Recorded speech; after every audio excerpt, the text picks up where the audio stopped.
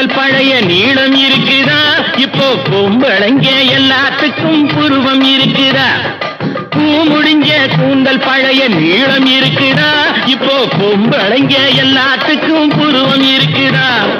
கழுத தேஞ்சு கட்டரும்பாச்சு நாட்டிலே, பெண்கள் காரியத்தை ஆம்பளை பார்க்கறான் வீட்டிலே.